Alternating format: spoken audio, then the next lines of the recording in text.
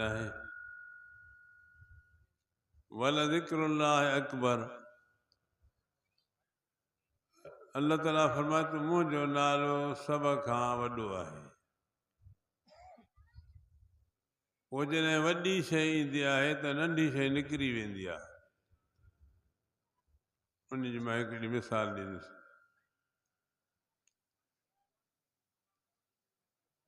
तव्हां वज़ू कंदा आहियो टाकियुनि ते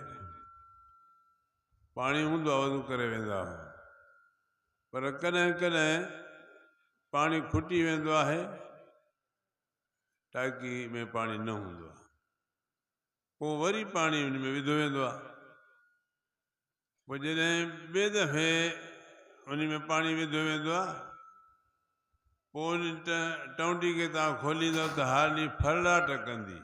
आवाज़ कंदी आहे या न कंदी आहे छो अॻ में छो न कंहिं बि जंहिंमहिल पाणी हुयुसि उन महिल खोलींदा हुआसीं त न करे पई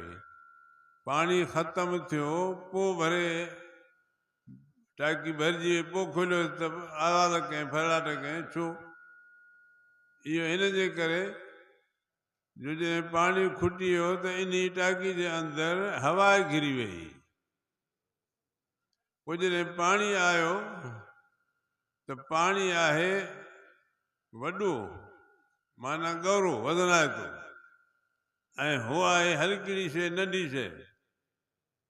त नंढी शइ खे वॾी शइ कढी छॾियो हो फरलाट करे निकिरी वई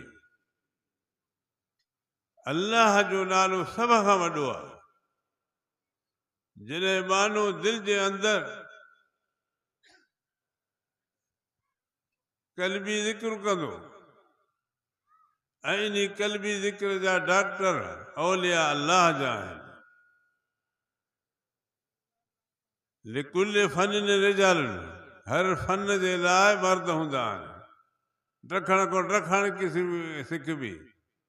डॉक्टर खां डॉक्टरी सिखबी औलिया अल्लाह खां अल्लाह जो नालो सिखबो अल्लाह जो नालो सभ खां वॾो आहे जॾहिं दिलि जे मथां अल्लाह जो नालो उहे जीअं ॾसींदा अल्लाह जा बंदा उहो वठंदो त दिलि कल्ब इहो अहिड़ो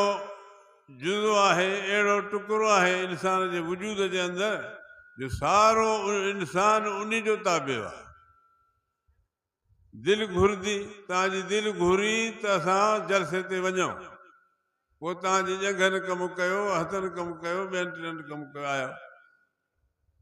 दिलि घुरंदी त मां हिन सां ॻाल्हायां त पोइ ज़बान ॻाल्हाईंदी दिलि घुरंदी त हे मां कनु ॿुधां त पोइ कनु ॿुधंदो दिलि इंसान जो बादशाह जुज़ो आहे सारो इंसान दिलि जो ताबियो आहे जॾहिं दिलि में अल्लाह जो नालो ईंदो ऐं अल्लाह जे नाले जो नूर ईंदो ऐं आख़िरत जूं शयूं ॾिसण में ईंदियूं हिन अख में नूर आहे त ॾिसो था वेठा न बातिन जो नूर अल्लाह जे नाले अल्लाह नूर समावात वरदे पोइ जॾहिं नूर ईंदो त पोइ इंसान खे आख़िरत जो फ़िक्र पैदा थींदो आख़िरत ॾिसंदो इहो थींदो अल्लाह जे नाले वठण सां ज़िक्रुल्लाह सां ऐं ज़िक्रुल्लाह लिकुल फन रिजालुनि तव्हांखे उतां मिलंदो जेके ज़िक्र ॾियण वारा अल्लाह जा औलिया सालिह बंदा जिन जो राति ॾींहं इहो कमु आहे अल्लाह जो नालो अल्लाह जो ज़िक्र उहे ॾींदा आम न ॾींदो तंहिं करे मां तव्हांखे अर्ज़ु कंदुसि गौस कुतुब मां अल्लाह जे फज़ल सां नंढो हुयुसि त मुंहिंजी बैत साईं हमादुल्लाह नवर अल्लाह मरकज़ साईं 6 साल तक़रीबन मां उनजी सोबत में वेंदो हुउमि उनजी शफ़क़त ऐं प्यार जेको हो मूंखे ख़बर आहे उन खां बाद हज़रत साईं ख़लीफ़ा अहमदीन रहमतुल्लाह उन खां बाद गौस वक़्त जा अदा कंहिंखे ख़बर हुजे या न हुजे, हज़रत साईं मेर शरीफ़ वारा साईं नवर अल्लाह मरकज़ जी सोबत में तक़रीबन 35 साल वारे अल्हम्दुलिल्लाह। अॼु बि उन्हनि बुज़ुर्गनि जूं गादियूं आहिनि, अॼु बि उन्हनि जाइनि ते उहा मूंखे हज़रत साईं ख़लीफ़ा अहमदी नवर अल्लाह मरकज़ ॿुधायो त जेकॾहिं बरचूंडी शरीफ़ में जेको पेश इमाम निमाज़ पढ़ाए उहो शरा जो पाबंद मुवहिद हुजे, अल्लाह उन खे उन मुसले जी बरकत सां गौस जो दर्जो ॾींदो। साईं ख़लीफ़ा अहमद साईं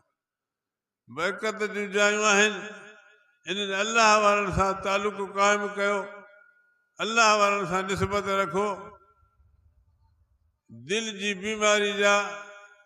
डॉक्टर इहे अल्लाह जा बंदा आहिनि। दिलि इंसान जी जॾहिं मुनवर बणिजी वई ऐं दिलि में जेके